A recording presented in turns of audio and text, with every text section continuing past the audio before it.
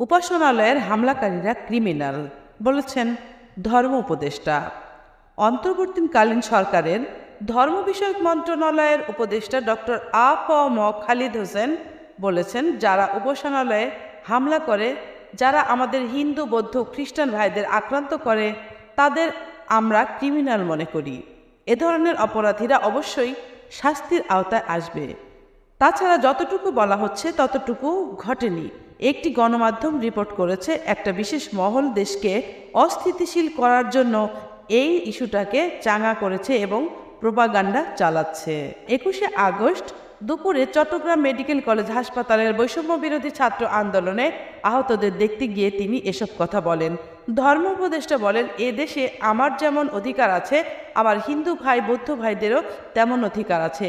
বাংলাদেশ আবহমান কাল ধরে সাম্প্রদায়িক সম্প্রীতির দেশ। আমরা এটাকে সাস্টেইন করতে চাই। শেষ কথা হচ্ছে, আমরা আমাদের হিন্দু বৌদ্ধ ও খ্রিস্টান ভাইদের সঙ্গে আছি এবং থাকব। সম্প্রীতি বিনষ্ট হতে দেব না।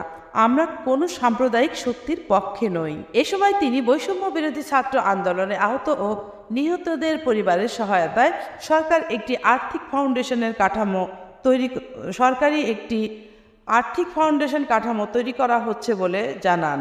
এ সময় তার সঙ্গে চট্টগ্রাম মেডিকেল কলেজ হাসপাতালের পরিচালক ব্রিগেডিয়ার জেনারেল তাসলিম উদ্দিন খান, সুন্নাহ ফাউন্ডেশনের চেয়ারম্যান শায়েখ আহমেদুল্লাহ, বৈষম্য বিরোধী ছাত্র আন্দোলনের অন্যতম কেন্দ্রীয় সমন্বয়ক সার্জিস আলম, সমন্বয়ক হাসনাত আবদুল্লাহ এবং চট্টগ্রাম সমন্বয়ক রাসেল আহমেদ উপস্থিত ছিলেন। নেক্সট ওয়ার্ল্ড কাপ সহ পাপনের যত আলোচিত বচন। প্রচারপ্রিয় হিসাবে আলাদাভাবে পরিচিত ছিল সদ্য সাবেক বিসিবি সভাপতি নাজমুল হাসান পাপনের। সবসময় লাইমলাইটে থাকতে চাইতেন, মিডিয়াও খুঁজে ফিরত তাকে। গণমাধ্যমে তার বেফাঁস মন্তব্য প্রভাব ফেলত মাঠের ক্রিকেটেও। কোচ আর ক্রিকেটারদের সম্পর্কেও ফাটল ধরাতো। ক্রিকেট ভক্তদের কাছে আলোচিত ছিল পাপনের নানা মন্তব্য। 2020 টি-20 বিশ্বকাপের আগে গণমাধ্যমকে পাপন বলেছিলেন, আপনার সব সময় বুঝতে হবে আমাদের লক্ষ্য পরবর্তী বিশ্বকাপ, এই বিশ্বকাপ না। এরপর থেকে বিশ্বকাপে ভরাডুবির পর ভাইরাল হতো পাপনের এই বক্তব্য। যদিও নিজের করা বক্তব্য অস্বীকার করেও হাসির খোরাক জুগিয়েছিলেন। টার্গেট নেক্সট ওয়ার্ল্ড কাপ নিয়ে কয়েক মাস আগে এক প্রশ্নের জবাবে পাপন পাল্টা প্রশ্ন ছুড়ে দিয়ে বলেছিলেন, এই যে আপনি যে কথাটা বললেন আমাদের খেলার আগে বলি যদি পরবর্তী বিশ্বকাপ, এটা কোথায় পেলেন? আমি দেখলাম কোথাও যেন আমি বলেছি এটা, আর আমি জীবনে এটা বলিনি। এগুলো বানান কিভাবে? যেই বানান আপনি না। পদবলে বাংলাদেশ ক্রিকেট বোর্ডের প্রধান ব্যক্তি হলেও সব কিছুতেই নাক গলাতেন তিনি। টসে জিতলে ব্যাটিং নাকি ফিল্ডিং নেওয়া হবে, এই বিষয়ে নাকি সিদ্ধান্ত দিতেন তিনি। এছাড়া কখনো কখনো মন্তব্য করে ক্রিকেটারদের বিব্রতকর পরিস্থিতিতেও ফেলে দিতে জড়ি ছিল না। শেখ হাসিনাকে ধরে এনে গণহত্যার বিচার করতে হবে মামুনুল হক। বাংলাদেশ খেলাফত মজলিসের মহাসচিব ও হেফাজতে ইসলাম বাংলাদেশের সাবেক যুগ্ম মহাসচিব মাওলানা মামুনুল হক বলেছেন, 16 বছর আমাদের বুকে চেপে বসেছিল এক জালিম শাহী। মানুষ ভাবতে শুরু করেছিল এদের হয়তো নামানো সম্ভব নয়। তাদেরও বিশ্বাস ছিল তাদের কেউ নামাতে পারবে না। তারা মসনদকে জবরদখল করে বসেছিল।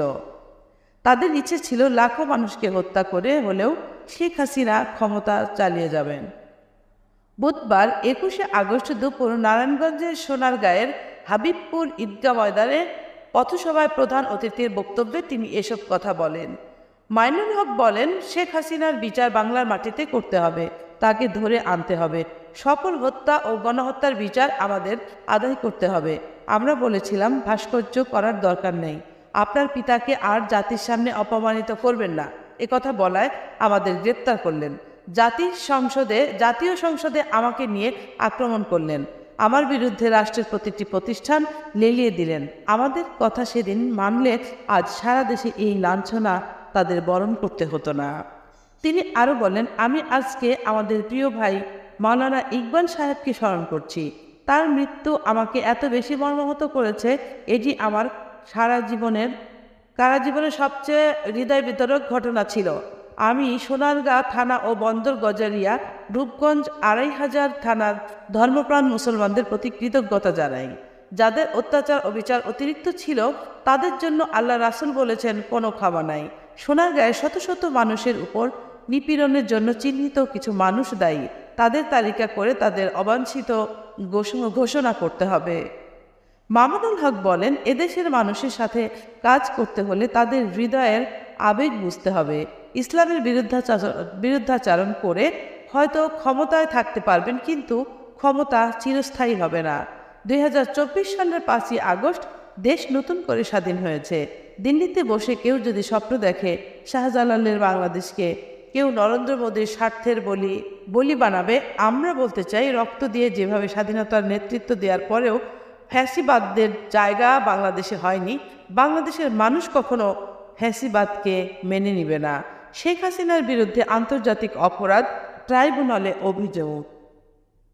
চট্টগ্রাম নগরের পার্কলাইশ থানা এলাকায় ফয়সাল আহমেদ শান্ত নিহত হওয়ার ঘটনায় আন্তর্জাতিক অপরাধ ট্রাইব্যুনালে অভিযোগ করা হয়েছে। বুধবার 21শে আগস্ট ভুক্তভোগীর বাবা মোহাম্মদ জাকির হোসেন বাদী হয়ে এ অভিযোগ করেন। এতে প্রধান আসামি করা হয় সাবেক প্রধানমন্ত্রী শেখ হাসিনাকে।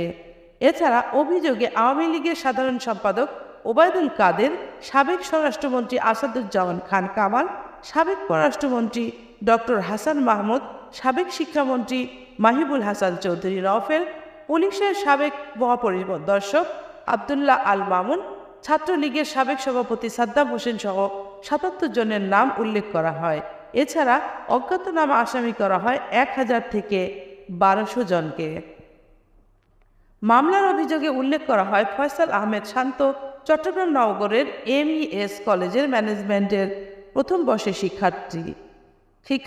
গত 16 জুলাই নগরের মুরাদপুর এলাকায় সহপাঠীদের সঙ্গে কোঠা সংস্কার আন্দোলনে গিয়েছিলেন তিনি। ওই দিন প্রধানমন্ত্রী ও সরকারি শীর্ষস্থানীয় মন্ত্রী এবং কর্মকর্তাদের নির্দেশে অন্যান্য আসামিরা শিক্ষার্থীদের মিছিলে গুলি করে। এতে ফয়সাল আহমেদ শান্ত সহ 3 জন নিহত হন। কক্সবাজারের সাবেক সংসদ সদস্য MP আব্দুর রহমান বদিকে কারাগারে প্রেরণ করেছে আদালত। বুধবার 21শে আগস্ট বিকেল 3:30টার দিকে কক্সবাজার চিফ জুডিশিয়াল ম্যাজিস্ট্রেট আদালতের বিচারক হামিমুন তাজদিন তাকে কারাগারে পাঠানোর নির্দেশ দেন। এর আগে গতকাল একটি হত্যা চেষ্টা মামলায় চট্টগ্রাম থেকে তাকে গ্রেপ্তার করে র্যাব। পরে আজ বিকেল 3টার দিকে কঠোর নিরাপত্তায় তাকে আদালতে আনা হয়। এ সময় বাদীপক্ষ 15 দিনের রিমান্ড চেয়ে আবেদন করেন, তবে বদি অসুস্থতার কথা জানালে চার্জ ওয়ারেন্ট মূলে কারাগারে প্রেরণ করেন আদালত। হাতুরুর ভবিষ্যৎ নিয়ে সিদ্ধান্ত জানালেন নতুন বিসিবি প্রধান। রাজনৈতিক পালাবদলের হাওয়া লেগেছে দেশের ক্রিকেট অঙ্গনেও। এক যুগের রাজত্ব শেষ হয়েছে নাজমুল হাসান পাপনের। আজ বিসিবির পরিচালনা পরিষদের সভায় জানা গেছে পাপনের পদত্যাগের খবর। পাপনের উত্তরসূরি হিসাবে বিসিবির নতুন সভাপতি হয়েছেন ফারুক আহমেদ। বাংলাদেশ দলে হেড কোচ চন্দ্রিকা হাথুরুসিংহের ভবিষ্যৎ ঝুলে গেছে। আজ মিরপুরে হাথুরু সম্পর্কে সাংবাদিকদের নতুন সভাপতি বলেন, চন্দ্রিকা হাথুরুসিংহের চুক্তি কতদিন আমি আসলে জানি না, তবে আমি আমার আগের অবস্থানে আছি। হাথুরুর বিদায় চান। এখন যেহেতু আমি দায়িত্ব পেয়েছি, এখন আমি বিকল্প খুঁজব। তার চাইতে বেটার কাউকে পাই কিনা, কাছাকাছি মানের কাউকে পাওয়া যায় কিনা এসব দেখব। তারপর বাকিদের সাথে আলাপ করব। সিইও আছেন, আগে যারা কাজ করতেন তাদের সাথে কথা বলে নিব। তারপরে আসলে আমি ওই অবস্থান থেকে সরিনি এখনও, যোগ করেন ফারুক আহমেদ। এর আগে নিজের ভবিষ্যৎ নিয়ে কথা বলেছিলেন হাথুরু সিংহে। এই মুহূর্তে দলের সঙ্গে পাকিস্তান সফরে থাকা লঙ্কান এই কোচ বলেছিলেন, আমার কোনো ধারণা নেই বাংলাদেশ ক্রিকেট বোর্ডে কি চলছে। আমার ভবিষ্যতের কথা বললে যতদিন পর্যন্ত চুক্তির মেয়াদ আছে আমি দায়িত্ব পালনের দিকে তাকিয়ে আছি। বোর্ড যদি বদলে যায় এবং তারা যদি পরিবর্তন চায়, আমার তাতে সমস্যা নেই। তারা যদি আমাকে চালিয়ে নিতে বলে, আমাকে দিয়ে খুশি থাকে, আমিও খুশি মনে দায়িত্ব পালন করব। ছেলে আন্দোলনে অংশ নেয়, বাবাকে কুপিয়ে হত্যা।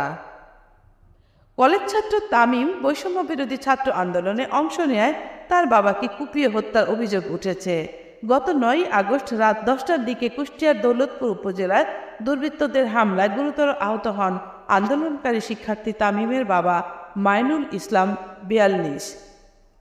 ঢাকা মেডিকেল কলেজ ঢামেক হাসপাতালে চিকিৎসাধীন অবস্থায় বুধবার 21 আগস্ট সকালে তিনি মারা গেছেন। বিষয়টি নিশ্চিত করেছেন নিহতর ছোট ভাই মোজাম্মেল হক। তিনি এ ঘটনায় বাদী হয়ে মামলা করেছেন। নিহত মাইনুল ইসলাম কুষ্টিয়ার দৌলতপুর উপজেলার মরিচা ইউনিয়নের 7 নম্বর ওয়ার্ডের বানিরদিয়ার গ্রামের কাজী প্রামাণিকের ছেলে। তিনি ইজি বাইক চালক ছিলেন। একই সঙ্গে গ্যাস সিলিন্ডারের ব্যবসাও করতেন।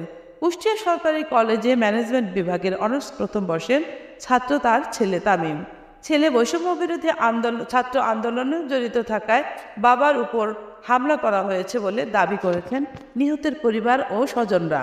জড়িতদের দৃষ্টান্তমূলক শাস্তির জন্য দাবি জানিয়েছেন। এ ঘটনায় গত 10 আগস্ট 15 জনের নাম উল্লেখ করে দৌলতপুর থানায় মামলা করা হয়। আরও 5-7 জনকে অজ্ঞাত আসামি করা হয়েছে। এছাড়া উল্লেখিত আসামিরা হলেন আলম মোল্লা 48, ইউসুফ মোল্লা 38, রাজীব মোল্লা 30, শিপনু মোল্লা 30, সবুজ মোল্লা 25, বক্কর মোল্লা 56, টিপু মোল্লা 40, চঞ্চল মোল্লা 32, জাদু মোল্লা 42, টুকুন মোল্লা 38, সোহেল মোল্লা 40, জানবার মোল্লা, শামীম মোল্লা, শাকিল 35, শাকিল মণ্ডল 32 ও কলম মোল্লা 40। শহীদ ও আহতদের তালিকা প্রস্তুতে স্বাস্থ্য বিষয়টি উপকমিটি। শহীদ ও আহতদের তালিকা প্রস্তুতে স্বাস্থ্য বিষয়ক উপকমিটি। বৈষম্য বিরোধী ছাত্র আন্দোলনে দেশের বিভিন্ন স্থানে গুলিতে শহীদ ও আহতদের একটি পূর্ণাঙ্গ তালিকা প্রণয়নের জন্য 1100 সদস্য বিশিষ্ট স্বাস্থ্য বিষয়ক উপকমিটি গঠন করা হয়েছে। এই কমিটি অনুমতি দিয়েছে স্বাস্থ্য মন্ত্রণালয়। বুধবার 20 আগস্ট বিকাল 4টায় ঢাকা বিশ্ববিদ্যালয় সাংবাদিক সমিতির বুধবার 20 আগস্ট বিকেল 4টায় ঢাকা বিশ্ববিদ্যালয় সাংবাদিক সমিতির ডুজা কার্যালয়ে এ ঘোষণা করা হয়। কমিটির আহ্বায়ক হলেন নাহিদা বুশরা ইতি আর সদস্য সচিব তারিকুল ইসলাম। এই কমিটির মধ্যে আন্দোলনে আহত হওয়া ব্যক্তিদের চিকিৎসা ও শহীদ পরিবারকে সহায়তা দেওয়া হবে। কমিটির সদস্যরা হলেন Abdullah Ibne Hanif Ariyan, Mohammad Masturuzzaman, Mohammad Rasel Mahmud, Mohammad Riazuddin Sakib, Shahriar Mohammad Yamin, doctor Mohammad Moniruzzaman, doctor Ataur Rahman Rajib, doctor Ifat Jahan Nadia, Mahmudul Hasan ও মেহেদি হাসান, আবদুল্লাহ আল মাহমুদ এবং মোহাম্মদ মাশরাফি সরকার, শাহরিয়ার হাসনাত তপু, মোহাম্মদ রামিম খান, আবির হাসান। লিখিত বক্তব্যে বলা হয়, বৈষম্য বিরোধী ছাত্র আন্দোলনের পক্ষ থেকে স্বাস্থ্য মন্ত্রণালয়ের সাথে সমন্বয় করে 14 সদস্যের স্বাস্থ্য বিষয়ক কেন্দ্রীয় কমিটি গঠন হয়েছে। এই কমিটি বৈষম্য বিরোধী ছাত্র জনতার আন্দোলনে নিহত ও আহত ব্যক্তিদের তালিকা প্রণয়ন ও সার্বিক সহযোগিতায় নিয়োজিত থাকবে। স্বাস্থ্য বিষয়ক উপকমিটির সদস্যদের স্বাস্থ্য মন্ত্রণালয়ের পক্ষ থেকে সত্যায়িত আইডি কার্ড দেওয়া হয়েছে। লিখিত বক্তব্যে 4টি নির্দেশনা প্রদান করা হয়েছিল। সেগুলো হলো: 1. ছাত্র জনতার 24 বিপ্লবে নিহত 4 আহত ব্যক্তিদের সার্বিক সহযোগিতার দায়িত্ব সরকার ছাত্রদের পক্ষ থেকে সরকারের সাথে সমন্বয় করবে এই কমিটি। এই কমিটির কোনো সদস্য কোনো প্রকার আর্থিক লেনদেনে জড়িত থাকবে না। কোনো প্রকার অনুদান বা সহায়তা গ্রহণ কিংবা আহত বা নিহত পরিবারের সরাসরি কোনো আর্থিক সহায়তা প্রদান করবে